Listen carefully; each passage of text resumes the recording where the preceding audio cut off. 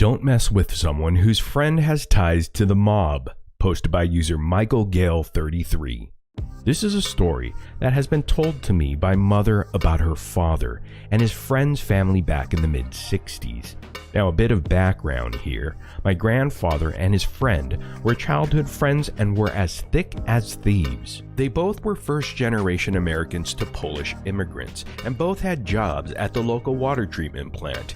They were inseparable. They lived on the same street, took vacations together, went bowling every week, and did whatever else average Americans in the 60s did. Hate communism, watch Gilligan's Island. This was true for their kids as well, who were for the most part all around the same age, late teens to early 20s, except for my mom, who was 8 at the time. One Sunday, when the friend was supposed to come over to watch football, he failed to show up. His friend was always punctual, so this got my grandfather very concerned. So naturally, he called his house to see what was the matter. His friend was inconsolable, on the verge of tears. This alarmed my grandfather because this guy was a World War II vet who saw a lot of battle and never showed his emotions. My grandfather quickly found out that the reason was that early that morning, he found out his eldest daughter on the front porch badly injured.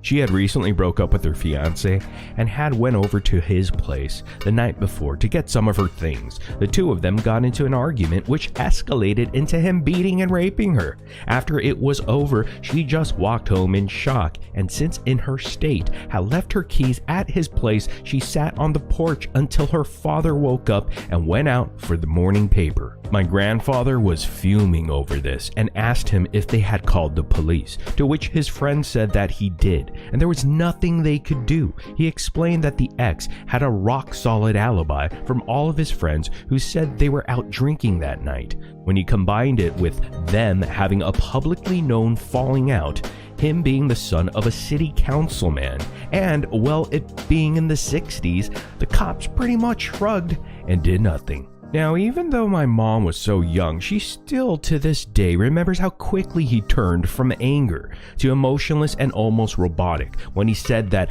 I wouldn't worry about it, meaning the investigation. These things have a way of working themselves out, and then saying he would call him back later. My grandfather then told my grandmother, who was in the room and very concerned, that he needed to go run an errand. An hour later, he came back as if nothing had happened. A few weeks had gone by. The friend's daughter was slowly healing, but was still in a bad place. The friend was still trying to get something done with the case, but kept hitting a wall due to who the guy was. One day, my grandfather suggested they all go to the state fair, which had just come into town, to take their minds off of the incident. His friend didn't want to, but my grandfather insisted, saying that he would even pay. So they all went to the fair and had a pretty good time. The entire time, my grandfather insisting on taking group photos together. He even bought several souvenirs for the kids.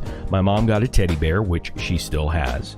When the day was over, they drive home, where they then find a couple police cars in front of the friend's house. The cops were looking for the friend and immediately started asking him questions as soon as he got out of his car.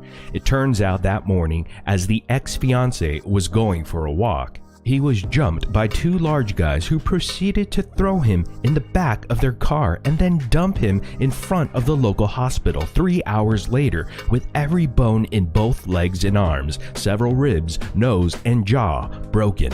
Now, it's at this point that I should mention that my grandfather was a high-ranking member in the local labor union at a time when the mafia had serious ties to it. We've never been able to confirm it, but had always suspected that my grandfather had some friends who the FBI were interested in. So as the police questioned my grandfather's friend on his whereabouts that day, my grandfather interrupted to tell the police that they were all together that day. He gestures to the souvenirs and even says if they'd wait an hour, he'd have the pictures developed that he had taken throughout the day. Eventually, having nothing to go on, they left and nothing ever came of it. My grandfather's friend just looked at him in disbelief, and before he could even say anything, my grandfather just said, "You know, the crime in this city is getting worse by the day." He then patted his friend on the shoulder and smiled at him. His friend then gave him a big bear hug.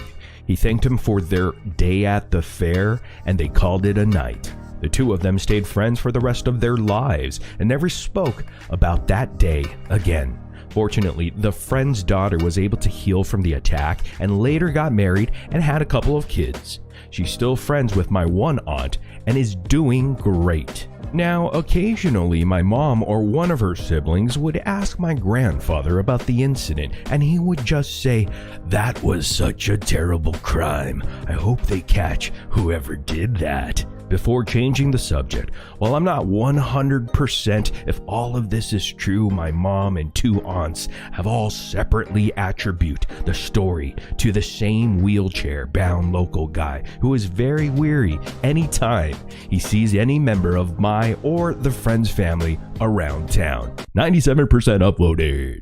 Never underestimate a child's ability for revenge. Posted by user That Bipolar Chick. Cross post. Thought it may go well here. First post. TLDR at the bottom. Am I the asshole? When I was much younger, I was molested by a few different people on different occasions. One almost broke my spirit, but I got my revenge in the end. Being little and in the 4th grade, there wasn't much I could do physically, but I bided my time. After being held out of school by my grandfather, who told me to put on a dress that was much too small and wanted me to sit on his lap. I didn't either, but a degree of molestation occurred anyway. I felt dirty, degraded, but most of all, I was pissed. I threw myself even farther into my schoolwork and waited. Tick, tick, tick. My father, who worked nights, was asleep in his room before his shift started. My grandfather and I were in the living room watching television, he in his recliner and I on the couch. He started making noises like a puppy here hopping on his stomach, forcing the air from his lungs, and vomited into the small trash can next to his chair, then grabbed his chest and looked at me. Confused, I asked if he was okay, and all he could say was, I knew from CPR training from the Girl Scouts that he was having a heart attack. I sat on the couch and held eye contact with him, smiling. I waited and waited and waited until he fell unconscious, and it was likely too late for anything to be done before getting my dad and telling him what was happening in the living room. Dad called 911 and the ambulance came to take the old man away, and I was sent to the neighbor's house while Dad followed the ambulance in his own vehicle. The old pervert died in the hospital, and I had to play the tearful granddaughter at the funeral. I guess I wasn't a very good Girl Scout after all. Edit. I never told my dad because he would have killed my grandfather, and I would have been placed in the system if he went to jail, and there were no other family members to take me in. I never told Dad after grandfather died because he would have felt he was unable to protect me, and he was a single father. Aunt gets nothing. Posted by user The Freaky Child. Excuse the formatting and occasionally misspelled words on mobile. It's long. I'm sorry. This is more my grandfather's nuclear option than mine. My aunt on my father's side is the definition of a piece of work. She's always been a user of people and just plain only out for herself. Damn the consequences. My grandmother and grandfather, her adoptive parents, had their own list of issues like anyone, but were good people, salt of the earth type people. They always tried to do what was right and help however they could. This led them to bail her out of filing for bankruptcy on a couple of occasions because my aunt simply could not live within her means. Add on that she has a history of just being a really shitty person, like stealing my grandfather's social security checks and retirement checks when it suited her. My grandmother died suddenly in 2001, and I remember my aunt being really childish that she didn't get anything, as my grandmother's will stated that everything goes to my grandfather unless he passed first. Like, basically every other married couple would do. My grandfather shortly after sold the house and land and moved about 3 hours drive north in the state.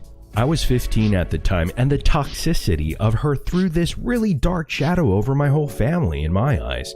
In my youth, I didn't realize at the time that he did that to get away from his daughter. I dropped contact with my grandfather, thinking that he abandoned me too. I regret that to this day. Refusing to interact with my aunt also meant that I fell out of contact with my cousin. Anyhow, a few years later, my grandfather reached out to myself and my cousin, asking us to come visit. We did, and it was a great time reconnecting. Aunt never knew about that, putting water under the bridge, so to speak. The years go by, and I still couldn't get over myself, and once again fell out of contact a few times. About 6 years ago, my cousin calls me, saying that my grandfather is living with him now, and that he has dementia, that he probably doesn't have long. I was out of state at the time, so I booked the very next flight I could and raced to see him. My grandfather was able to recognize me and called me by the nickname he always used for me. That was the last time I ever saw him alive. He died early in the morning a couple days later, and my cousin and I had to go to the funeral home to set up the burial. Turns out that grandfather had set everything up already and had it paid in full several years prior. All we had to do was sign some papers because we weren't his most immediate family. They needed my aunt to sign off as well. So, as much as I hated the idea, we set up a family meeting at the funeral home. We warned the director that she would try to change things, but to not let that happen. Not that she could pay the difference anyhow. True to form, during the meeting, she changed everything, from the type of casket, to the service, to even wanting members of the military there for a 21-gun salute. Grandfather was a Navy man from 45 to 65 and never saw active combat. Grandfather was a simple guy and had chosen the cheapest of everything. The director took it all in stride and said that the difference was something like $16,000 and looked directly at her and said, "We take cashier's checks." The look on her face was priceless to me. After the service, about a week later, my cousin found my grandfather's will. So, another family meeting, this time with grandfather's longtime lawyer friend. Grandfather left his house and land to be sold and proceeds to be donated to charities after any debts owed from the estate are paid off. A little over $55,000 got donated across several charities in his name. He also left nearly all of his other belongings to my cousin to split with me as we saw fit, and left her $10 to be paid on the event of his death. Later, it was explained that he left her $10 so that she wouldn't have recourse to challenge the will. If you don't name a living immediate family member, they can challenge the will through some legal process. We found out as well that he had also sold the graveyard plot that was reserved for her next to my dad and my grandparents. I saw her about a month ago, looking like she may be homeless and obviously on drugs of some sort. I felt nothing but contempt and maybe a little Schadenfreude. Edit 1, my first gilding. Thanks for the gold, kind stranger. 98% upvoted.